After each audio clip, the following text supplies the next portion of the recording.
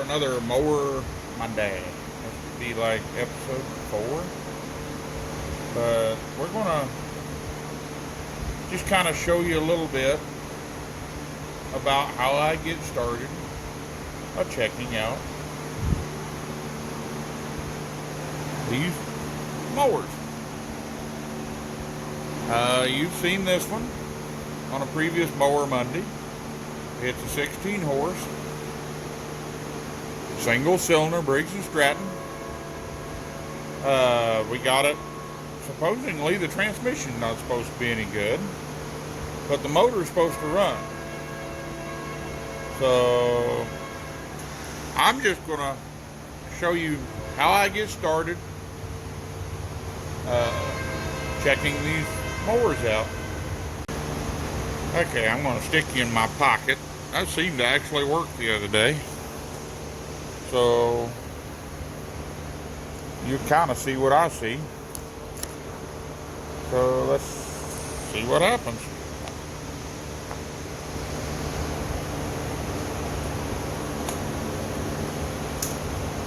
First thing I do,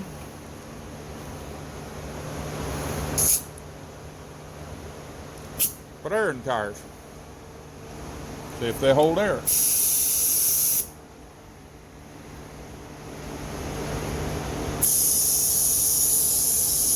That one's not going to take air because it's off the rim. This is a good start. If they're off the rim, I go to the next one and I'll take it off and try it off. Now this one, as you can see, right in here, got a lot of weather crack. Probably not going to hold air. But let's see. I got a key in my pocket. There we go.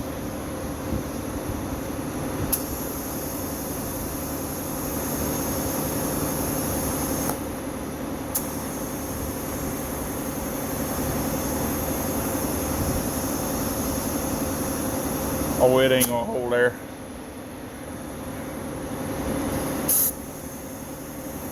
I feel air back here.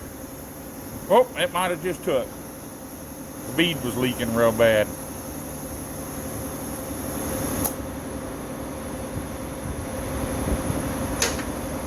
I feel air here. Ah, she ain't gonna hold. That tire may not even be any good.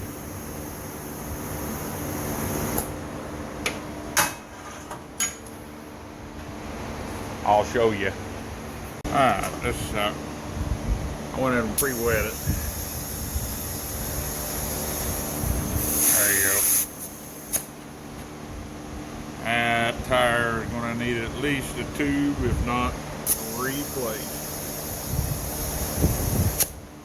Oh, that air coming out of there. Yeah.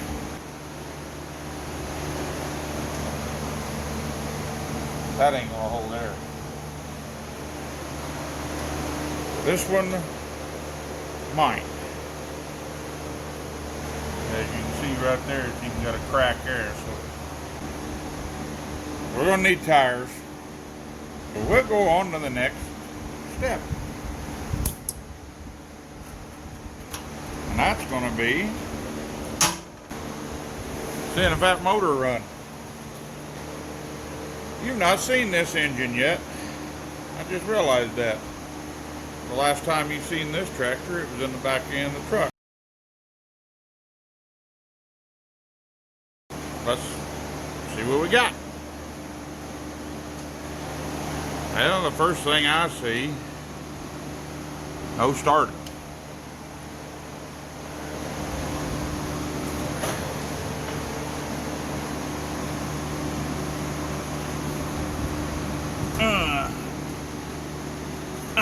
Okay, it's not seized up, but for a motor it's supposed to run, I do believe you got to have a starter first. So have to go from there.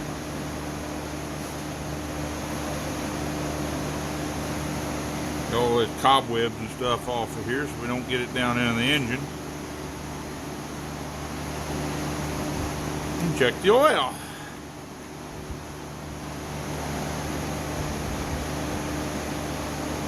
Looks full. Hair over. Don't smell bad. Don't smell like gas.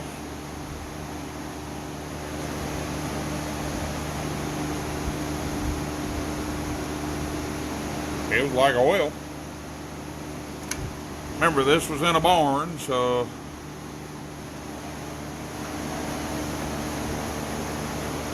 let's see. Next thing would be the battery. I've already looked at the battery off camera. It's a 2011.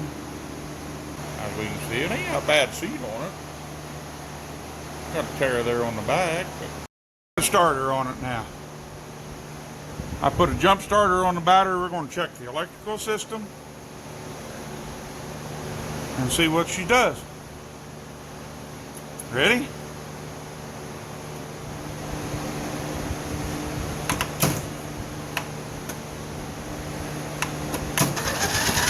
Look at her.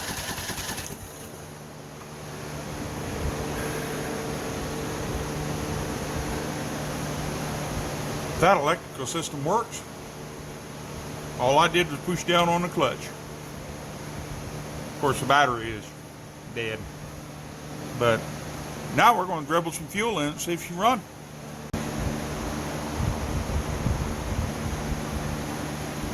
Alright. See that? Wing nuts are not that damned expensive, people. Look at this. We might snap that off, which I'll have. Then it'll have to have a new breather. Just because somebody didn't want to spend the extra 10 cents for a actual nut that belongs on there.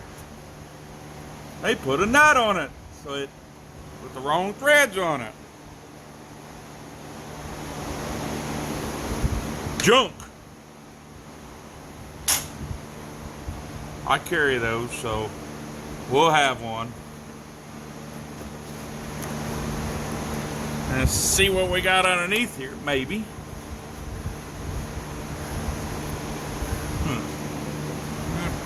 Put you down for a second. Okay. I see what happened. Well, at least I got that seal nut on there. That one's a more expensive one. They had that on there wrong. It's all jammed up. Crap. Rolled in there. Yeah.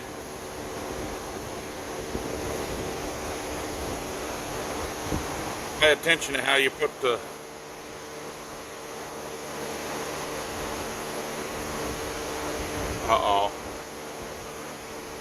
Oh, great. Yeah, maybe it'll come out of it. Good.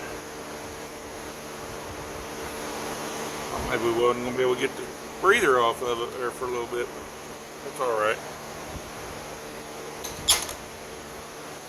Yeah, I wonder what it looks like down inside.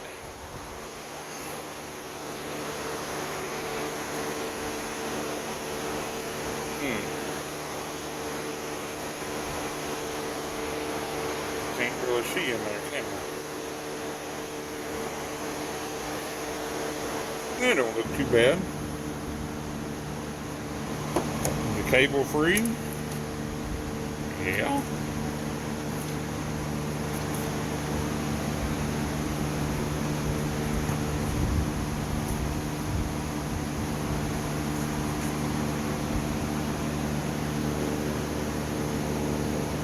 It's a 1998, built April 22nd, 1998.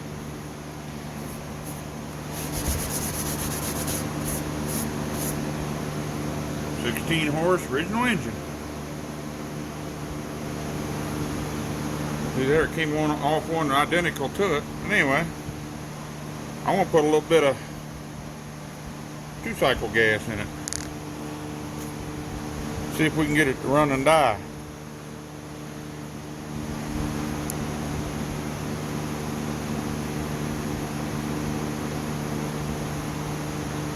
That'll tell us whether or not it's got fire.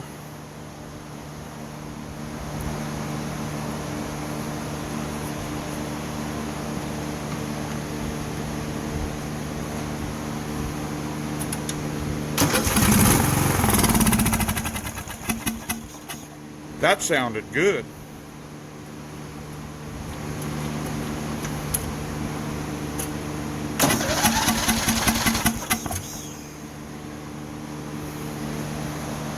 Well, we're going to pull the bowl off the carburetor and see what that looks like now. Old rusty wrench, half-inch wrench. Ground her down. Come on, focus.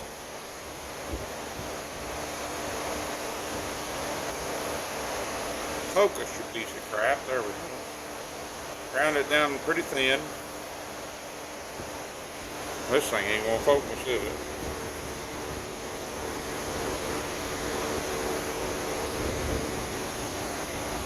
There.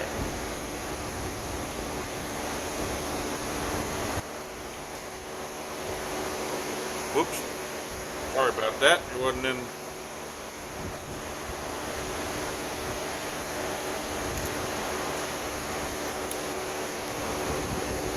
Hey, that looks pretty promising.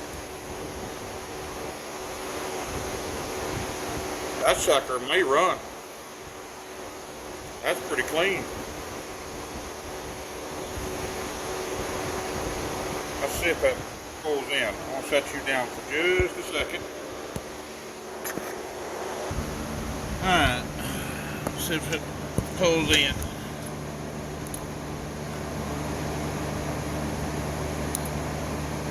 See that?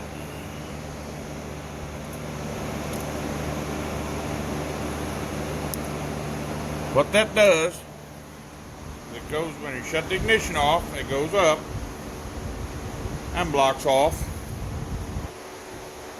the fuel into the jet. That way you don't have the engine shutting off and then at the very end of it, boom! Blowing your mufflers apart. That was Briggs & Stratton's fix on that. Kohler's got something similar to it. I don't know if the Cummins had that or not, but the Cummins, whatever. But Kawasaki does have them. But if that quits and your engine won't start, you can always cut that off and just use it for a bowl nut.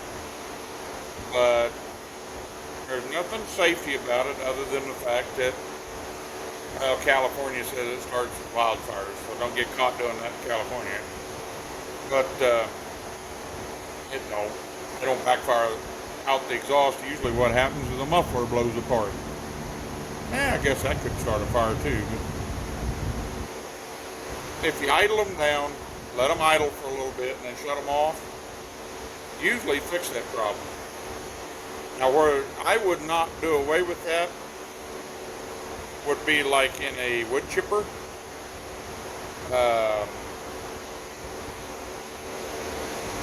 Blower, big blower, something that runs high RPM, and even if you idle it down, it still takes a long time to kill the engine because of that. Chipper, for instance, it uses that for a flywheel to add power.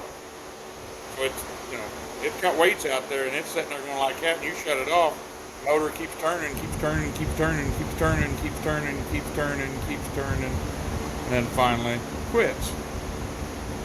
Well, all that time that's doing that, those valves are still working.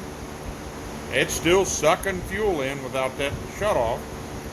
It's still sucking fuel into that engine, but there's no ignition to ignite the fuel, so it's going right back out the exhaust and gathering up in the muffler, in that hot muffler.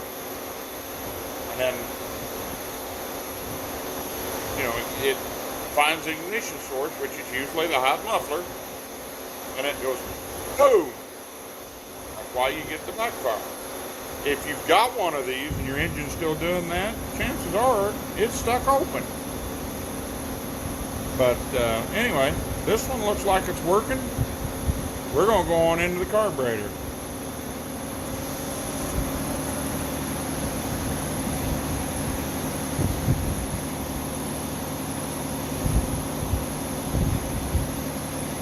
I have no bowl gasket for that. I've got a bunch of them ordered. They're on back order. You know what I want to do? I want to take that right there off, and we're going to fill that carburetor up and just see. That looked pretty clean. I'm not going to take that bowl off because it's sticky. Oh, there it went. Pretty good. I wasted my time. Hopefully that gasket's still good. A little bit hurt in there, but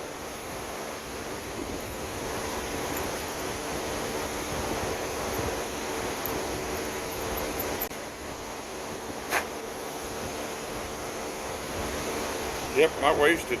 Hopefully the gasket's reseals. Needle's free. Looks like that needle and the seat's free. I'm not going to take it off. Looks pretty clean in there, actually. We're going to put this thing back together. I want to take that fuel line off. That looks pretty bad. I don't know what's in that tank. Well, look. Hang on. Alright, we got it back on there. By the way, if you're getting gas in your oil, that's your needle in the seat. That does nothing whatsoever in stopping gas from going past your needle and seat in your carburetor. All it does is stops gas from going up into the jet. So anyway, I want to pause you again, put you down, and we're going to put a little gas. Before I do that, let's look in this tank. See what it looks like in here. I haven't looked in here yet.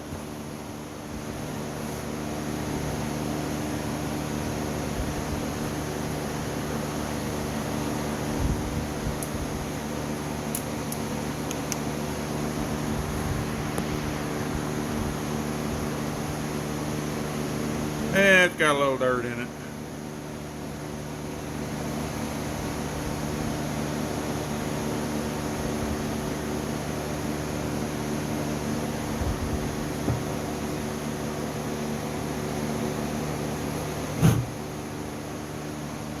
Actually,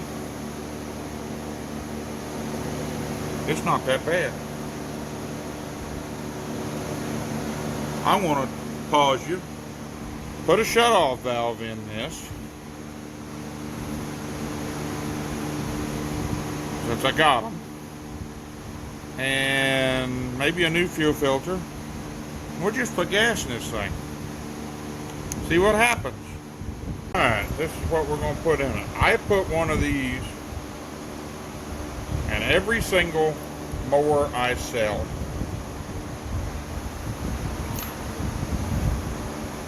Little inline fuel shut-off. Makes it easier to change your fuel filter. If your carburetor starts leaking, you got a way to shut it off. It's just a kind of a safety thing, and they are not very high, you know. So, in fact, I think I get $1 for them. I'll have to go back and double check, but they are not very expensive. You know, that way, you know, if I put gas in this thing and it starts dribbling out all over the place, I can shut it off. Now, it don't do anything for up next to the tank. Some tanks have got them at the bottom of the tank. This one does not.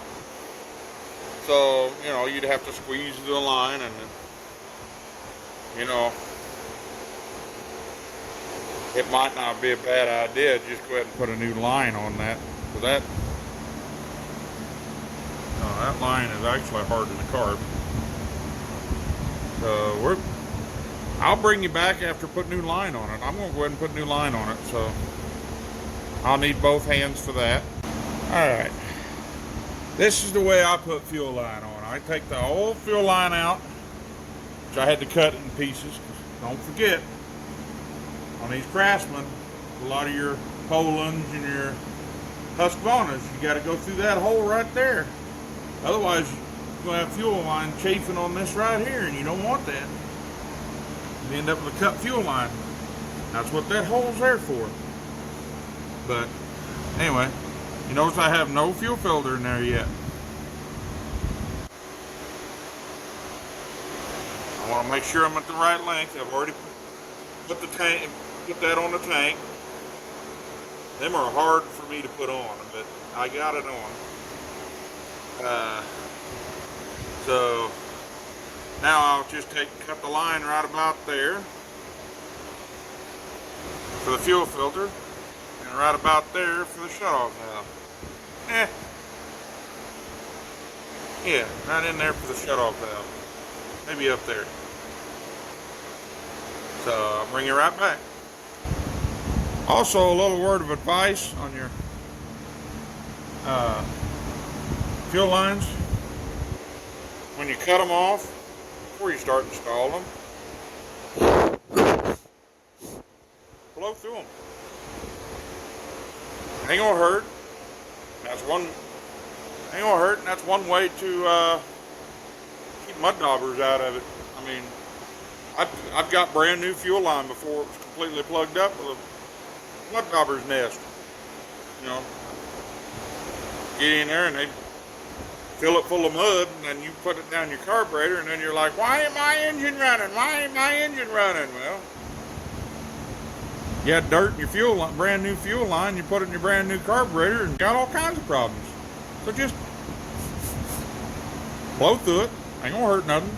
And by the way, whenever on this these clamps, some people don't like them. I didn't used to. And that one ain't on right. I didn't used to until I started over tightening on plastic fittings. The regular hose clamps, you can collapse those plastic fittings, and it may be 6 weeks before it starts leaking, but you will have a leak. I got the fuel line on, getting ready to put some gas in it. Carl Childress said, gotta put some gas in it. But see, like that little plastic fitting right there, them get brittle. And with regular hose clamps, you over tighten it a little bit and it actually cracks it. And it may not leak right away. It may be, customer may be mowing the grass in 2 weeks. Hey, I got a fuel leak. Well, that's because you put one of them other clamps on there and over tightened it. These, you know, they don't leak. If they leak, you got a problem with the fuel line anyway. See, I've actually put no clamps on them. Last for years that way. But it's better to have clamps on. Those little clamps there, like I say, I didn't used to like them, but now I love them. But anyway, let's put some gas in. We done checked the oil. I better get the flashlight off the top of the engine. Let's see if this baby will run. I mean, run all by itself. What would even be better? If it would move. Alright, got gas in it. Put about, I don't know, a little over a quart in it.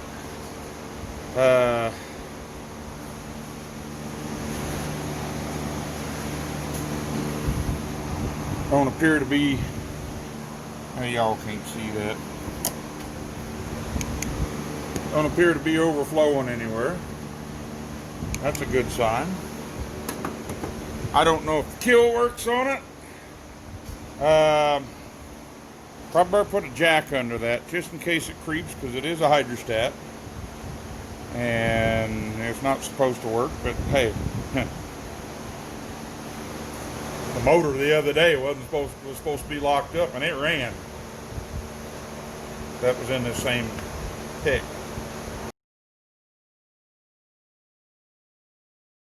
I'll bring you back after I jack that up, and then we'll see if this baby will start and run.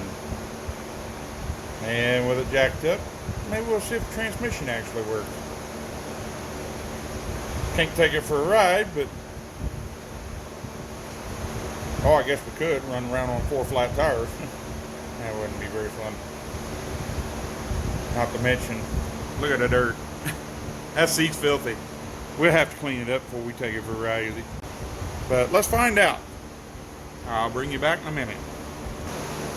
Alright, we got it lopped over this way. I'd rather have it not lopped over, but depends it is what it is. I'm going to do it with no help. We're just going to choke it. Yep, it does full choke. We'll see if this baby will run all by itself. I'm going to get up.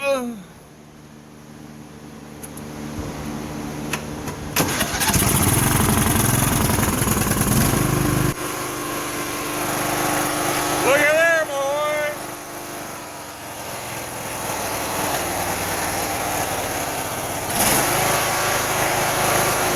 That was all by itself. No help. Sounds pretty good.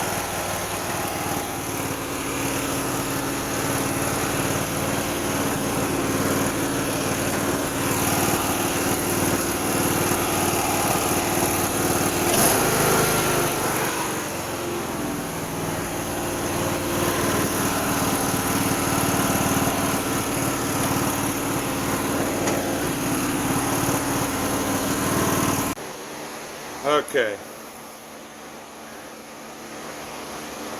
I gotta bypass this safety switch. This is what we gotta do. See that? I'm not condoning doing this permanently. It's just a troubleshooting tool. We can't set on the tractor and troubleshoot it. So jack it up, be safe about it, realize that your safety system is bypassed. And we're going to put this little jumper wire right there on that.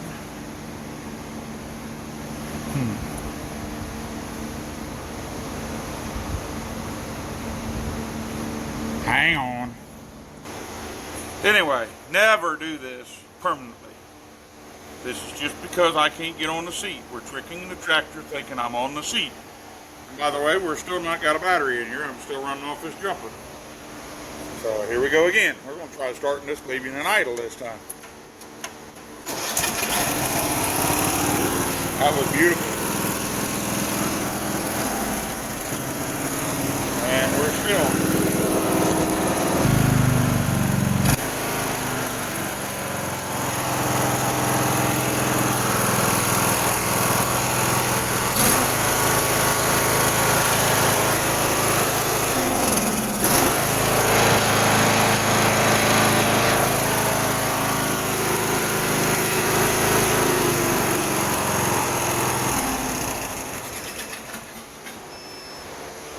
Alright, so I got a wiring issue.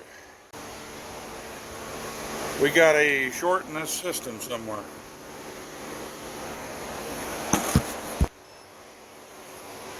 Whew! Glad you ain't got smell-o-vision. Turning that dirt stuff out of that muffin. But motor run sounds beautiful. But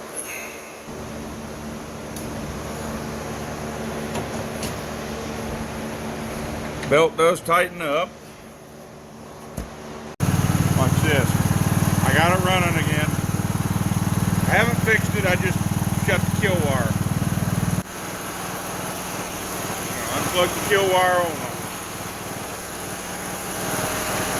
That look like a bad transmission to you?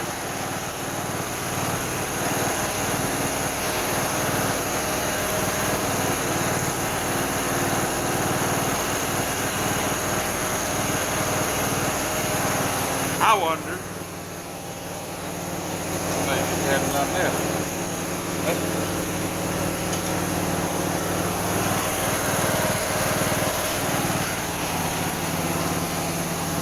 We just got to figure out why it still thinks nobody's on the seat. Now, next thing we gotta do is clean that mess up. After we figure out why the seat switch is killing it.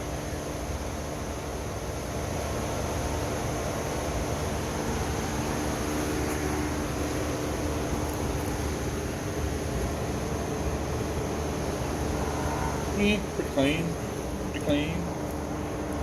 Not too bad, don't see no holes. See a lot of the surface rust, but hasn't been used for a while. Anyway, this may be one of two parts on this one.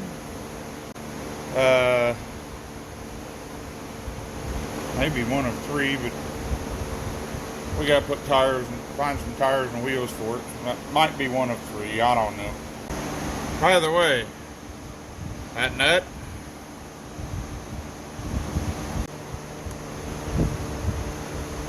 see how much easier that went on?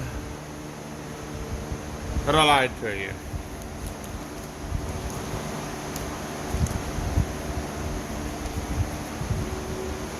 I get $3.50 for it. There's the part number. 691668. That's the Briggs & Stratton part number for that knob. They call it a knob air cleaner. It's the nut that goes on that air cleaner rather than using just a 1/4 inch nut like was on it. There you are. The air filter for that 493909 Briggs & Stratton number, $15. That comes with a pre-filter of 272403. Anyway, that's about the way I start, so please rate, comment, and subscribe. Follow me on Instagram, Facebook. See, get behind me, follow me, follow me. I don't see you back there. Follow me. But on Facebook, it's Buckland Lawn and Garden Power Equipment. Instagram, they wouldn't let me put all that on there, so it's Buckland Lawn Equip, abbreviation for equipment. And if you give me a thumbs down, you know, I'll take it. I just like to know what I need to do to improve this channel a little bit.